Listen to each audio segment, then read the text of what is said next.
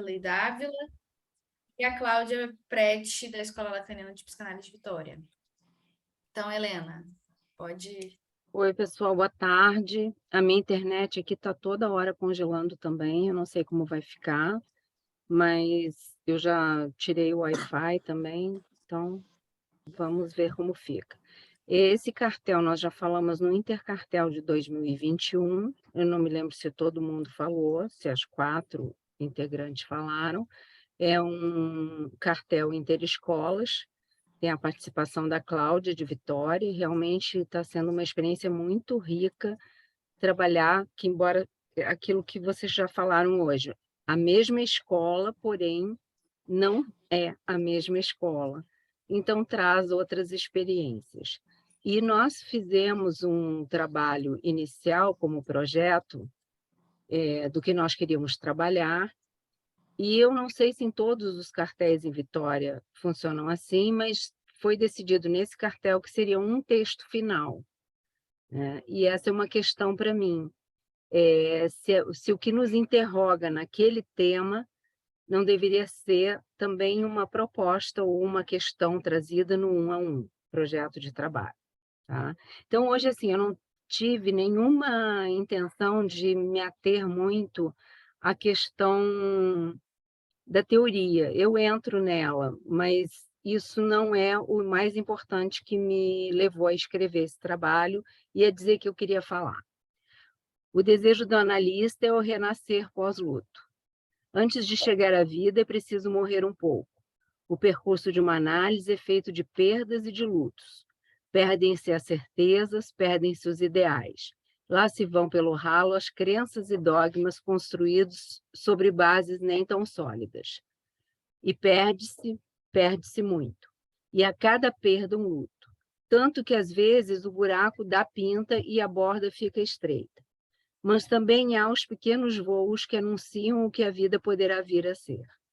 E, sem aviso, os pés desgrudam do chão e lá vamos nós alçar voos sem levar o controle remoto com o qual, durante uma vida, tentamos controlar o mundo, impedir o inesperado que o real porta.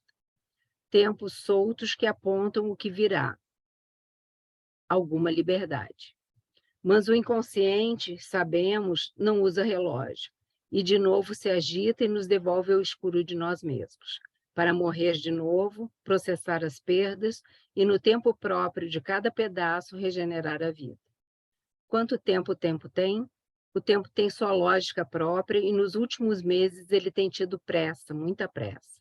Ou é o meu inconsciente que retoma as experiências de nascer sob uma sentença de morte para sobreviver, apesar de.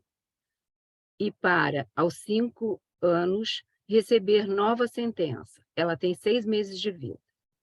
Solidão, uma tristeza, certa melancolia, solidão, solidão. Quase como Lacan, só que estou sozinha como nunca estive. Fundo a minha escola e construo, pouco a pouco, novas bases que me sustentem. Ao entrar no presídio, o prisioneiro despe peça por peça, objeto por objeto, até ficar nu. Não tendo nada mais a carregar, segue para a prisão. Em um percurso de análise, também nos despimos, crença por crença, verdade por verdade, certeza por certeza. E de maneira inversa, após deixarmos quase tudo para trás, saímos seminus para usufruir nosso naco de liberdade possível, para voar os voos e viver a vida. O momento de concluir tem seu próprio relógio. O tempo cronológico não basta para questionar as próprias certezas, porque, como disse, o inconsciente é atemporal. É nesse tempo, fora do tempo, que uma análise se dá, camada por camada, até chegar à carne viva da verdade possível de cada sujeito, pois a análise é toda ela de perdas e de lutos. Mas antes da chegada final de análise, e é aí, desse luto, que emerge o desejo do psicanalista.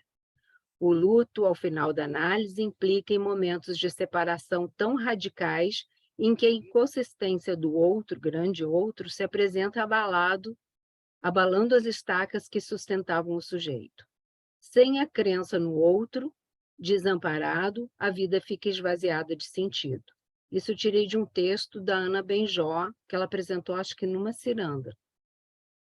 O desejo do analista aponta para o lugar ético que o psicanalista deve ocupar em sua função na clínica, um lugar vazio, habitado por um não saber, que, ao contrário da paixão da ignorância, trata-se de um não saber no qual sabe-se que não se sabe. No seminário 8, Lacan afirma que não há objeto que tenha maior preço que um outro, pois é bem nesse luto caro que está a emergência do desejo do psicanalista. Para falar de luto, Lacan volta ao tempo da estruturação, do ínfans diante do espelho, na constituição do narcisismo, e fala ainda na função do significante, o qual permite ao sujeito sair da captura narcísica. O luto, portanto, diz respeito ao narcisismo. Segundo Freud, o luto é retração da libido, desinvestimento nos objetos. Refere-se a uma perda radical no lugar que ocupamos naquele que foi perdido. O que perdemos é a nós mesmos, o outro em nós. A inconsistência do outro se apresenta como perda real, provocando fortes abalos nas bases que nos fizeram sujeitos. A radicalidade do analista não diz respeito ao desejo do sujeito que ali está, presente no setting, não mais no divã, mas na poltrona. Agora eu vou a um trecho da Diana Rabinovich, no livro que nós estamos estudando no cartel, O Desejo do Psicanalista, está na página 14.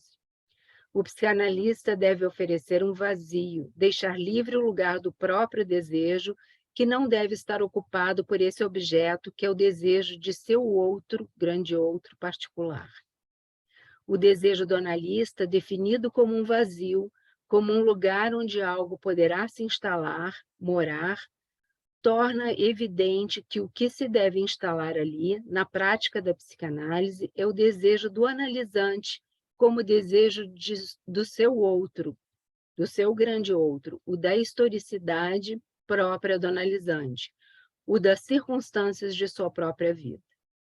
Isso é da Diana. O luto de final de análise implica em que o sujeito suporte não ser o objeto que completa o outro, suporte saber da mutilação que afeta ao outro e a si mesmo. A pergunta do sujeito sobre o que ele foi como causa para o desejo do outro, que o constituiu, é própria do final de análise. O que foi para o desejo do outro e não para sua demanda é o que está em questão. E é do silêncio que se trata. Por isso, foi muito bom que hoje a Márcia Serigliano tenha trazido, em outro em outro cartel do qual eu participo, recortes de sua leitura sobre o texto Os Três Silêncios, de Alain de Diderot. Então, a pergunta do sujeito sobre o que ele foi como causa para o desejo do outro, que o constituiu, é um ponto silencioso, porque a resposta não está no significante. Sobre isso, o grande outro nosso, que cada um porta, nada sabe.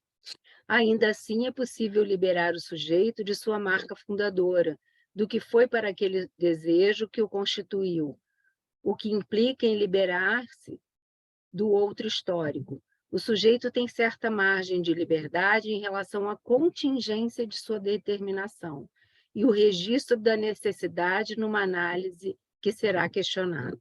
Eu não sei de onde eu anotei esse trecho, mas eu trabalhei um pouco ele, mas não é meu exatamente essa articulação entre a questão da contingência e do necessário.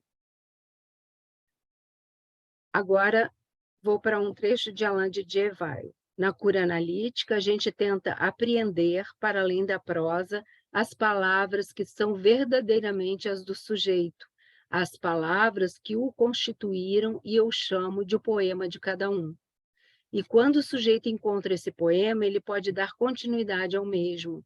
O que nós temos de melhor são as palavras do poema que nos criou. Isso é do Alain de Diderot. Pronto. Bem simples assim. Eu, assim, só queria falar um pouquinho, na minha própria análise, eu percebo que só mais recentemente eu consegui me apropriar dos meus significantes, saber quais eram. É muito esquisito que a gente passa anos repetindo e não escuta. E que também a partir disso eu pude liberar algo meu, que é a minha escrita. Né? Não quer dizer que agora está liberado e eu vou poder escrever o meu texto, né? Mas já se apresenta de uma maneira muito diferente. E isso já é um grande passo. É isso. Ótimo, Helena, muito bom. Questões, comentários?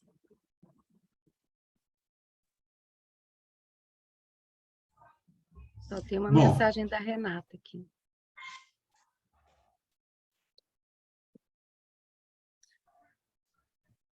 alguém vai falar alguma coisa? Porque senão eu vou dar uma palhinha aqui da minha colega de cartel, né, a Helena.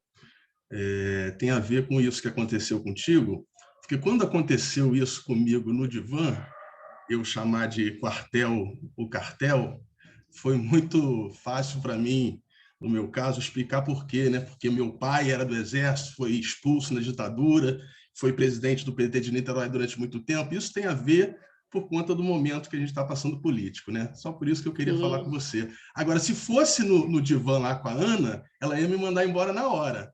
Mas isso aí, cada caso é um caso, né? pois é.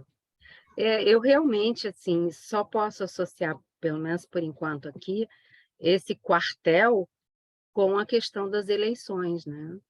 Um pouco antes de fazer essa apresentação aqui, eu abri ali, tinha um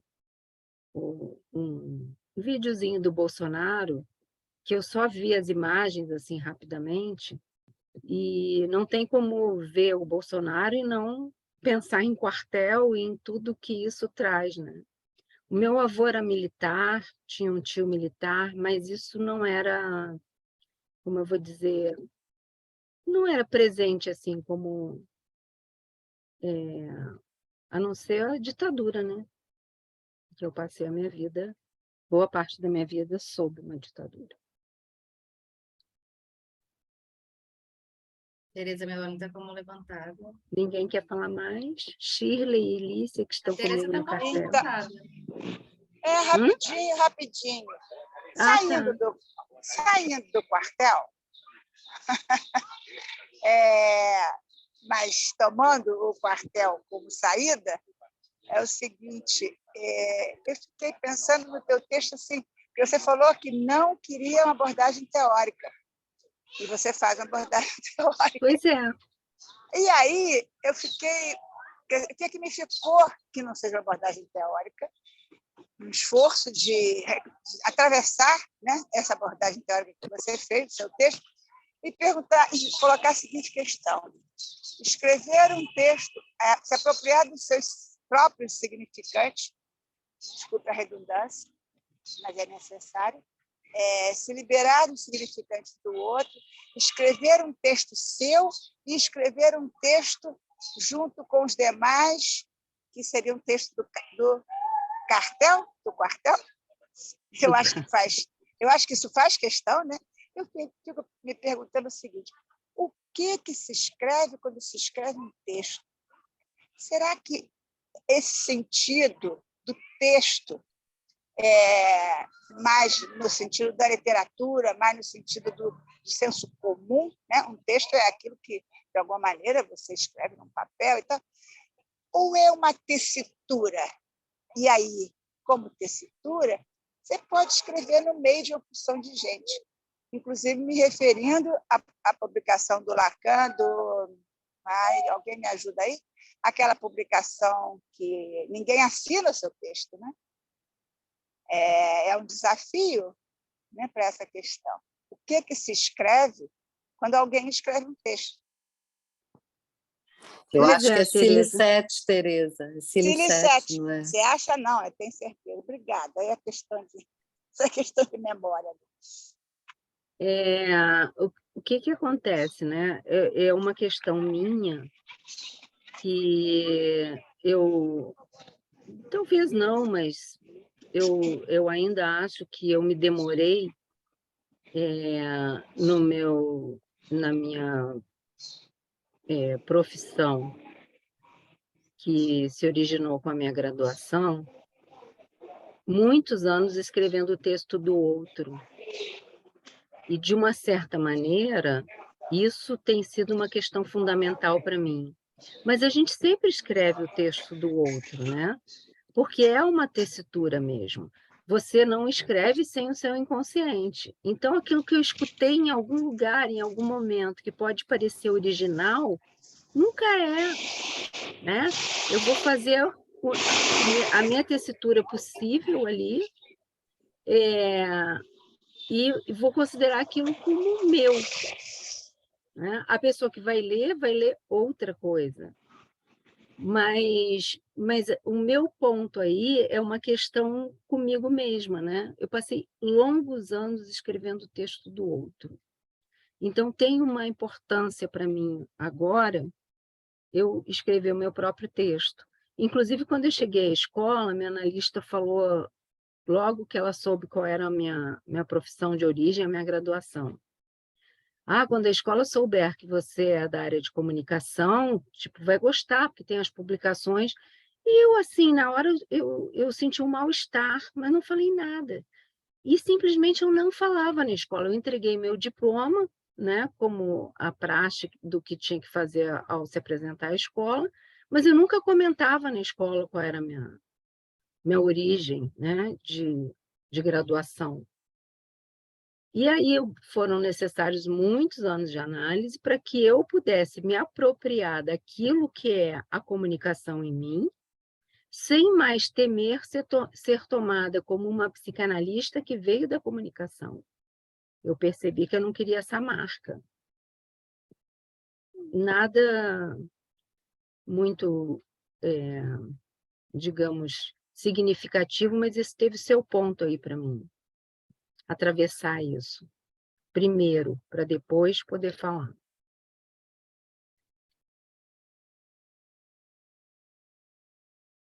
Eu gostaria de falar rapidamente, porque a gente tinha pensado, nós ficamos no cartel em aberto, né, se iríamos nos reunir hoje mais cedo, antes do Intercartel, até para a Helena trazer o trabalho dela. A gente não conhecia o trabalho, né, escrito, né, Helena? Embora eu achei isso muito interessante, reconhecer no seu texto assim muitos momentos de elaboração nesse percurso do cartel, que eu acho que é um cartel. A gente pegou um texto, para mim, a meu ver, árido, difícil, que eu já li várias vezes sozinha, e para mim tem sido muito importante ler com o cartel, porque realmente eu tenho descoberto trechos ali completamente novos, e a gente está parado há uns 4 cartéis nas mesmas 2 páginas. Eu acho que isso não é à toa, né? No quadro lá, inibição, sintoma, angústia, desejo, e a cada encontro a gente vai destrinchando um pouco mais, e acho que isso tem a ver também com o que a Helena traz no texto sobre a própria análise, né? E o próprio percurso. E para mim tem sido um cartel muito clínico até nesse sentido, a forma como a gente lida com o texto, a forma como a gente tem lidado com as questões que aparecem no próprio movimento do cartel. Acho que hoje aqui se falou dessa expressão, né, o ritmo do cartel, o movimento do cartel. E foi muito bacana, porque eu não tinha ouvido o texto da Helena acabado, mas pude reconhecer no texto vários momentos de elaboração no cartel, no cartel, e, enfim, desse retalho mesmo. Muito difícil estabelecer essa linha. Eu acho que essa palavra textura é muito boa, né? E foi importante para mim, nesse momento, ouvir essa questão do quartel, né? Porque acho que desde o trabalho do cartel da Ana, né? Da Natália, que vocês trouxeram a questão do amor, eu fiquei me perguntando, é amor de transferência? A gente fala transferência, mas é amor de transferência, né? E eu fico me perguntando sobre a questão do amor no que diz respeito à presença do analista, né? A presença do analista mesmo ali, enquanto carne, enquanto percurso, enquanto, enfim. E eu fiquei me perguntando como é que é, né, talvez não seja à toa que seja amor de transferência. Eu acho que esse tema do amor tem que ser, pelo menos por mim, assim, melhor visto, porque em alguns momentos isso atravessa, como atravessou aqui, né, a fala da Helena, comparece, ou como Helena citou, por acaso, a fala de um analista, né, e a gente fala, né, e lugar de fala é um lugar muito delicado, né, e eu tenho pensado sobre isso a partir de questões recém-surgidas na clínica. Mas muito bacana, Helena, ver o seu trabalho, né? Muito Olha só, importante o Shirley, testemunho que você dá, inclusive sobre a questão da análise, né? Que eu acho que sempre instrui. sem dúvida, Shirley, antes do nosso cartel, eu não teria condições de articular isso que eu botei aí no papel. Olha que bacana. Então, a gente sabe como é que a gente está trabalhando e como há ali um laço, né, que se estabeleceu em torno desse texto, uma transferência ao texto e também uma transferência Isso. amorosa entre os Pois participantes. é, o tal do amor, né? Pois é, Desse intercartel, eu vou levar a questão do amor. Vai pois é. dar panos para as mangas. E você pode ter certeza, e eu gosto um pouco disso, de não mostrar antes o texto para os membros do cartel, exatamente para essa surpresa, para que Muito aqui seja legal, uma escuta inaugural. E aí muito cada um bacana. possa fazer algum tipo de elaboração aqui. Isso não é nenhuma coisa assim Uhum, à toa, né? Eu fiz isso no meu primeiro uhum, cartel, que foi com a Teresa Meloni, dentre outras pessoas, sobre o ato psicanalítico. Eu tinha recém entrado na escola. E a Teresa uhum. insistia que eu mostrasse para elas antes, com certeza, sim, era uma temeridade largar essa louca que eu tinha acabado de entrar para falar. E foi um texto muito, muito bacana, né? Que não tinha uma palavra sobre o que eu poderia trazer da teoria daquilo, né? Eu falei da minha posição ali mesmo, de não sei nada, gente. E foi Uhum. muito interessante, assim, eu gosto um pouco disso, essa surpresa. Sim, sim, foi muito bom. Bom, Foi um Helena, estranho familiar, de certo modo. Isso. Uhum. bom, a gente precisa passar para a última mesa, né? Antes eu vou só fazer um comentário para Helena, que eu escutei de um poeta uma vez e me marcou muito. Ele disse: depois que o primeiro poema foi escrito, todo poema já era uma reescrita. Pois é. Mas a gente, É, né, vamos não passar, existe então, nada original assim. agradecer, Obrigada, tá, gente? passar para o último, a nossa manhã, que já é tarde, que é do Seminário 11, os 4 conceitos fundamentais da psicanálise. Quem vai apresentar é o Daniel Pinto, mas também estão nesse cartel a Caroline Fabrício, o Fernando Baron, a Helena Afonso e a Renata Dias. Então, Daniel, pode começar. Obrigado, né? Eu quero fazer um agradecimento aqui rapidinho, né? Sem perder tempo. A Teresa Meloni, que me recebeu muito bem aqui quando eu me aproximei, no período que ela estava naquela função da escola, que eu não me recordo agora o nome, eu sempre esqueço, mas algumas vezes eu A tive contato com garantia. ela. Oi? Garantia, isso. E ela sempre me fez pensar, junto com ela, as perguntas que eu estava fazendo, né? O que eu achei mais interessante ainda. Agradecer a Helena também, que é lá desse cartel junto comigo, né? Que ela me ajudou a fazer, de uma certa forma, esse texto, vou explicar por quê.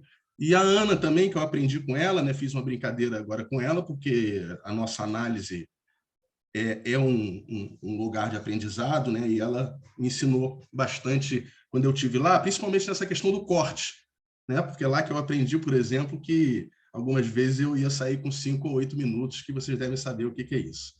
Mas, enfim, e quando eu queria apresentar alguma coisa, porque ano passado a gente não apresentou, é uma leitura difícil, claro, mas quando eu conversei com o pessoal do cartel, eu falei, olha só, eu tenho uma história que quando eu estava lendo sobre a questão da questão escópica, né, que ele fala muito, até a metade do livro, pelo menos, onde nós estamos, ele fala muito da questão do olhar, da questão visão, quadro, a pulsão escópica, né, enfim. E eu contei essa história para eles, uma passagem que eu tive com um cego em Barcelona, e eu queria falar sobre isso, contar essa história para vocês, né? E ela falou, bom, legal, você faz o seguinte, pega lá um material que você acha que tem a ver com isso no seminário e faça algum texto. E eu não queria ficar só no seminário de Lacan, porque eu também não queria fazer algo explicativo ou algum texto muito formatado. E acabou que meu texto foram feitos de fragmentos, que estão aqui, ó, 128 fragmentos.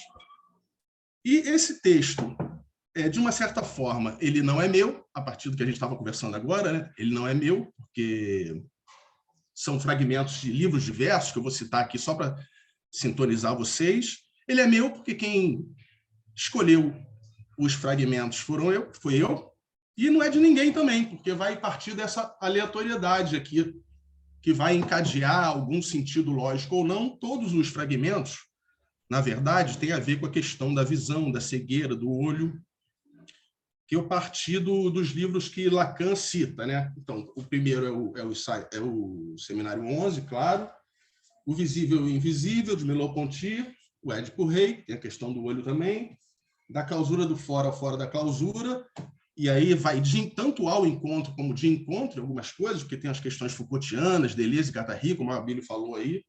Esse muito interessante, que é a Carta sobre os Cegos, endereçada àqueles que enxergam, do Diderot, está lá no texto do Lacan também. Ostra Feliz Não Faz Pérolas, do Rubem Alves. Aí, onde é que Rubem Alves está lá no Lacan?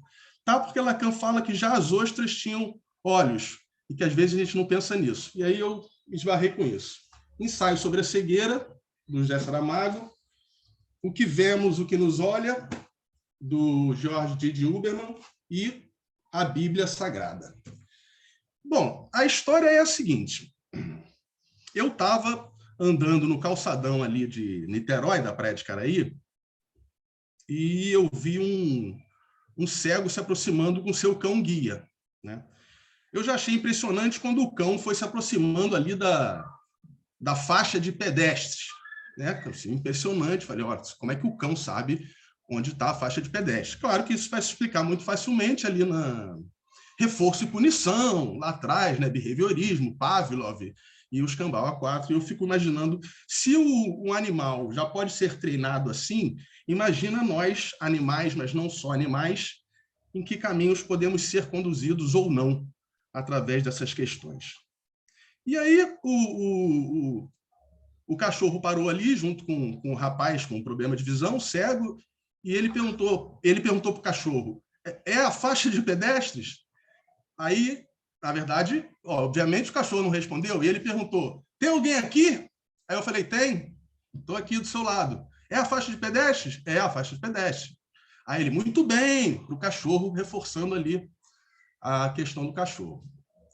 E aí eu comecei a conversar com ele. Pô, você não sabe que eu passei por uma história muito interessante com essa coisa da cegueira. E aí a história é que eu vou contar, e principalmente essa, porque essa questão da Praia de Caraí se deu depois.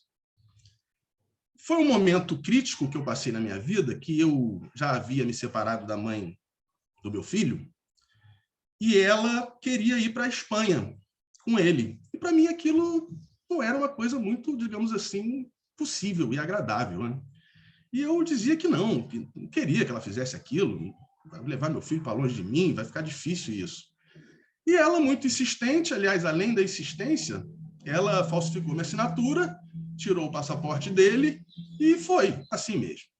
E aí essa tragédia, drama, só para ilustrar um pouco do caminho, que me fez ir para a Espanha. Eu nunca tinha estado fora do país, para visitar meu filho, logo na sequência disso, né? Aquela confusão toda, como é que vai ser, papá, pipi, o que é isso, tal. E aí fui lá. E aí meu filho tinha 4 anos. Eu peguei ele para passear. Eu não tinha a menor ideia do que eu ia, para onde eu ia com ele. Eu sabia na internet ali alguns lugares. E tem uma extensa rede de metrôs lá em Barcelona, né? E eu desci sabendo que eu tinha que ir em direção a um destino tal, saltar no lugar tal, né? E quando eu cheguei na plataforma, eu ia ter que pegar a informação com alguém. Eu não sabia, vários metrôs passavam ali. Não tinha muita gente na plataforma. Na verdade, só tinha uma pessoa, um cego. E eu pensei, bom, vai ter que ser para esse cego que eu vou perguntar, não tem outro jeito. E eu me aproximei do cego e falei, olha, eu preciso ir para tal lugar assim, assim. Como é que eu faço? E ele começou a me dizer, olha só, aqui passa... Ele estava ali próximo do vão, próximo do vão do metrô, né? Ó, aqui passam dois metrôs diferentes. Você vai poder ler ali em cima. Um vai para tal lugar assim, assim, ou vai para tal lugar assim, assado. Você pode pegar qualquer um dos dois para onde você quer ir. Inclusive, eu vou pegar também o mesmo que você. Então, a gente vai junto. Quando eu me vi, eu estava sendo guiado pelo cego. E aí, quando o metrô parou, ele falou assim, tá vendo o botão aí? Tá vendo? Você tá vendo que tem um botão aí? Então, aperta esse botão. Aí eu apertei o botão, entrei e continuei conversando com o cego lá dentro, ele me explicando, olha, tem uma plaquinha aí do lado, ó. Olha, do lado tem a plaquinha, tá vendo que tem X estações? Então, eu vou saltar antes de você. Você vai seguir mais um pouco do lado esquerdo, vai ser onde você vai ter que ficar. Aí tá tudo bem. E isso, ele saltou, ele até uma outra questão, né, que envolve até política nesses tempos que a gente passa, eu não posso deixar de colocar, que ele era um exilado cubano na época de Fidel, né, possivelmente de família espanhola, até por estar ali na Espanha, ele voltou para a Espanha. E aí eu segui e eu fiquei me perguntando assim, quem era o cego ali? Ou quem era mais cego? Né? E aí eu peguei os textos o que eu estava lendo sobre Lacan e os outros livros que Lacan propôs e coloquei aqui, em vários fragmentos. Primeiro, eu não sabia como chamar. Se eu chamaria de sentenças ou de aforismas. Aí eu percebi que cada um ia ter um significante diferente e cheguei a fragmentos. E aí lembrei dos fragmentos de um discurso amoroso de Roland Barthes. E até Roland Barthes poderia ser utilizado, porque ele tem a questão da câmara clara, né, que ele fala de punctum em estúdio. Mas o que eu quero dizer também é que nada passa batido, tanto na psicanálise como na arte. Então, esse título já diz muito dessa relação, né? Na verdade, o título ficou 128 fragmentos sobre a cegueira e a visão dos que enxergam. Título inspirado em fragmentos de um discurso amoroso de Roland Barthes. No caso, tanto a cegueira como a visão são daqueles que enxergam. Então, vamos lá. Vou começar. Enunciável e visível. Essas as duas formas irredutíveis do saber, luz e linguagem. Dois vastos meios de exterioridade onde se alojam, respectivamente, as visibilidades e os enunciados. Plano do saber. Ana, me corta aí quando for para cortar, hein? E aí o que ficar no pote vai ser o resto. Uma associação aí ao que vocês sabem. Ora, é evidente que, qualquer que seja a penetração de um cego, os fenômenos da luz e das cores lhes são desconhecidos. O cego pode muito bem conceber que o campo do espaço que ele conhece e que ele conhece como real possa ser percebido à distância e como simultaneamente.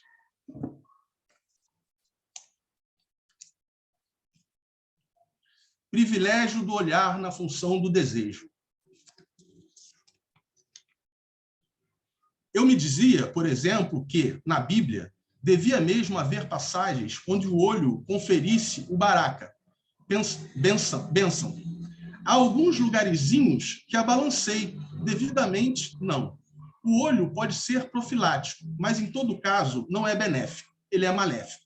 Na Bíblia e no Novo Testamento, não há bom olho. Maus existem em todo canto. Não faz grande caso do pudor.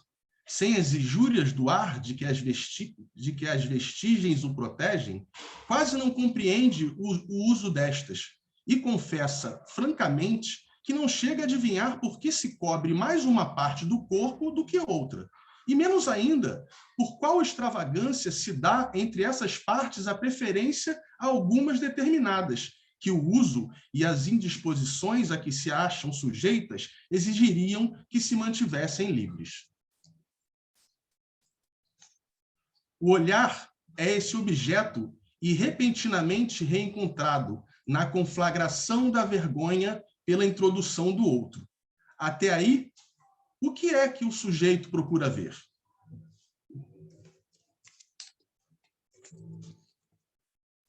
Mas essa exposição do longínquo ainda assim constitui um fantástico poder do olhar que o crente atribui ao objeto, pois, no pouco que vê, chegará quase a ver seu próprio Deus, Jesus Cristo em seu miraculoso retrato. Levantar os olhos para ele. Então, quando a imagem literalmente se inclina para os fiéis, tudo que estes têm a fazer é ajoelhar-se em massa e beijar e baixar os olhos, como que tocados por um olhar insustentável. Se podes olhar, vê. Se podes ver, repara.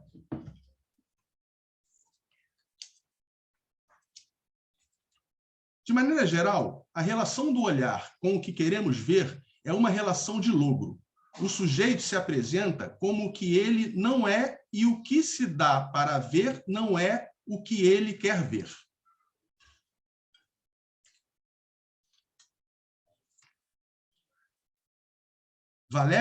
Valeria, pois, muito mais que me fosse aperfeiçoado o órgão que possuo do que me conceder o que me falta.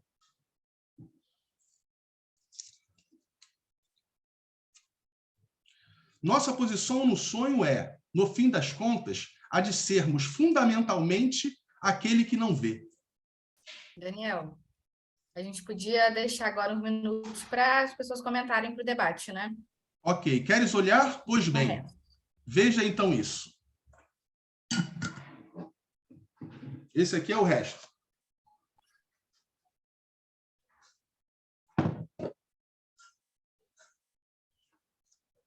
Quem quiser comentar.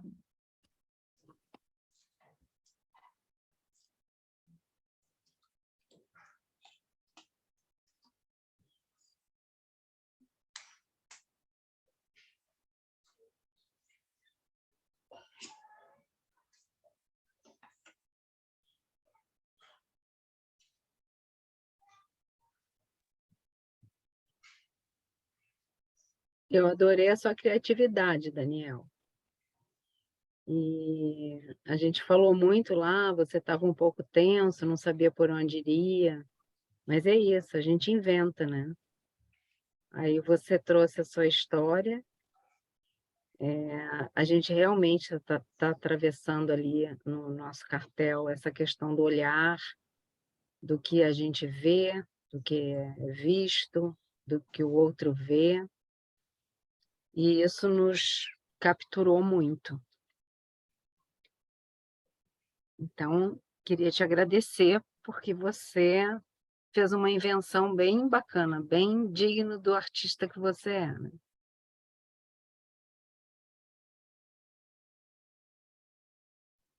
Tem uma pergunta no chat. O Júlio perguntou se o Valéria foi um ato falho. Não só o Valéria, né? Teve outro aí no meio do caminho. Eu não lembro qual foi, mas possivelmente, né?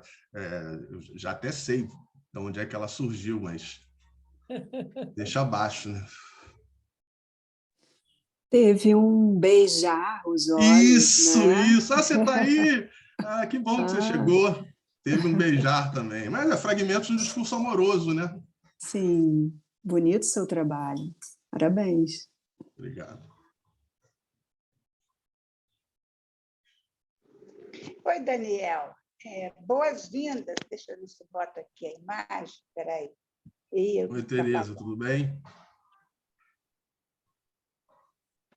Meu Deus, pronto. Daniel, boas-vindas para Olá. você. Foi muito bom te receber, eu lembro bem. Verdade. Me cravou de perguntas. E agora você me vem com Fragmentos de Discurso Amoroso, que foi um texto que eu li há 200 anos atrás. Quando eu li Em Busca do Amoroso. E você privilegia o fragmento. É outro livro, é outro texto. Viu? Verdade.